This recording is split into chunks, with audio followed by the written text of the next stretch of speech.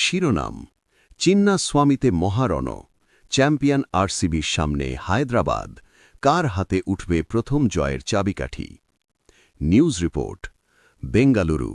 অপেক্ষার অবসান আজ থেকে শুরু হচ্ছে বিশ্বের সবচেয়ে জনপ্রিয় ক্রিকেট লিগ আইপিএল 2026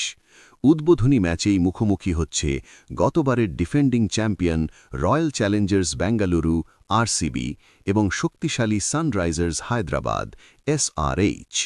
বেঙ্গালুরুর ঘরের মাঠ এম চিন্নাস্বামী স্টেডিয়ামে আজ সন্ধে 7:30টায় শুরু হবে এই হাই ভোল্টেজ লড়াই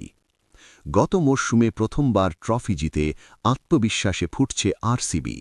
এবার তাদের নেতৃত্ব দিচ্ছেন রজত পাতিদার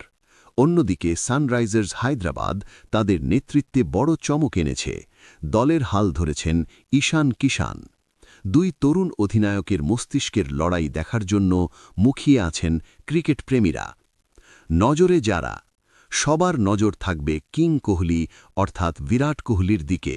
নিজের ঘরের মাঠে তিনি কতটা বিধ্বংসী হয়ে ওঠেন তা সবার জানা অন্যদিকে হায়দ্রাবাদের হয়ে ট্র্যাভিস হেড এবং প্যাট কামিন্সরা গেম চেঞ্জার হয়ে উঠতে পারেন একটি বিশেষ উদ্যোগ